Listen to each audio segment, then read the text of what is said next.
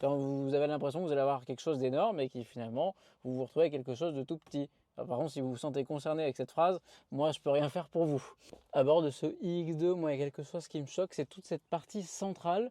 Alors vous le voyez, on a une planche de bord avec un accoudoir. C'est quelque chose de léger, de flottant, on peut passer son bras en dessous. Mais dites-moi vraiment à quoi cela ça sert, comment vous faites pour passer des objets un peu gros parce que c'est trop petit pour passer par exemple un sac à main, un sac. Alors vous allez pouvoir poser vos clés, ok super, mais pas grand chose de plus. Vous avez cette partie-là qui pour le coup est très pratique, très ergonomique avec tous les boutons raccourcis à cet endroit. Mais il y a un élément qui me choque, moi ça vient de cet accoudoir, regardez, il s'ouvre bien en appuyant sur ce petit bouton.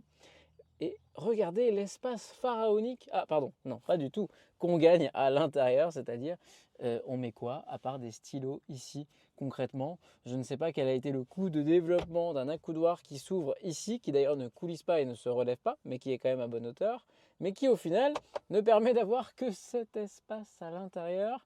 On dirait un peu, vous savez, des fails. Quand vous avez l'impression que vous allez avoir quelque chose d'énorme et qui finalement vous vous retrouvez avec quelque chose de tout petit. Par contre, si vous vous sentez concerné avec cette phrase, moi je peux rien faire pour vous. Je vous laisse me dire ce que vous en pensez en commentaire. Personnellement, je trouve que c'est la partie la moins réussie de ce BMW iX2.